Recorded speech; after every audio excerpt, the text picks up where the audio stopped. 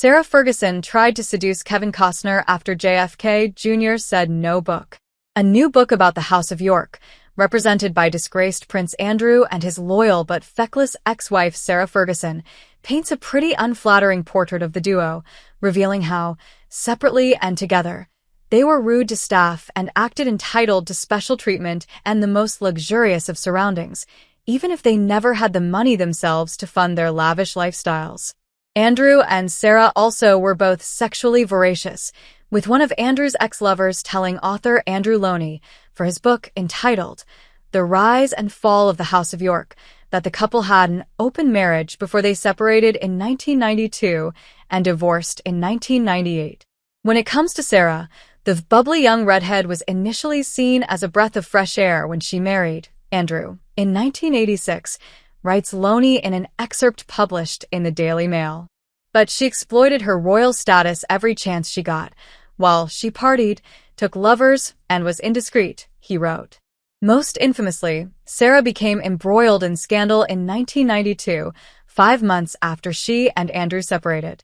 She was photographed topless, on vacation at a villa in St. Tropez, having her toes kissed and sucked by Texas millionaire John Bryan, according to the Daily Mirror.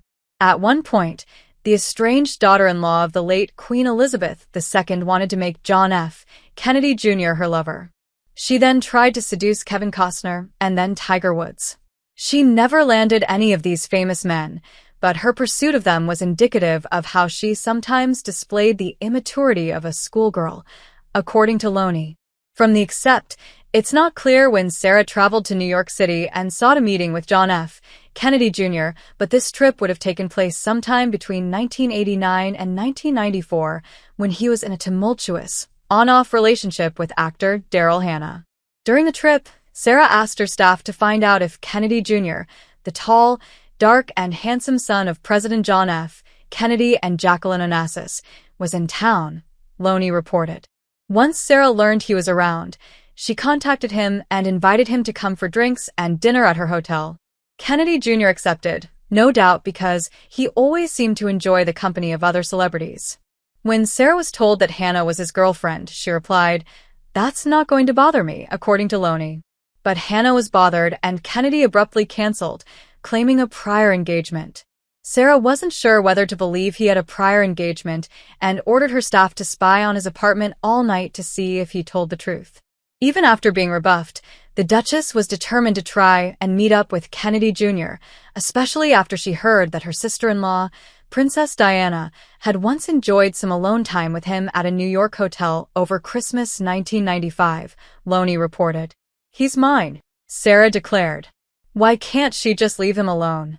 A close friend of Sarah's told Lownie that she would spend hours talking about Kennedy Jr. It's incredibly real to her, like a schoolgirl crush, the friend said. She spends hours talking about him. The fact that she's never even met him doesn't seem to matter at all. Sarah's next amorous obsession was Costner, who divorced his first wife, Cindy Silva, in 1994, after 16 years of marriage, according to Lownie. It's not clear from the excerpt whether Sarah actually ever met the Bull Durham and Field of Dreams star. But she tried to attract him by inundating him with raunchy phone calls, Lownie also reported. Costner was not charmed and reportedly told friends, "She's a woman crying out for love." Sarah soon turned her sights on Tiger Woods, then a young golf phenom. According to Lownie, she told Piers Morgan, then editing the UK tabloid The Daily Mirror, that she was in love with Woods. She had flown 1,500 miles to meet him.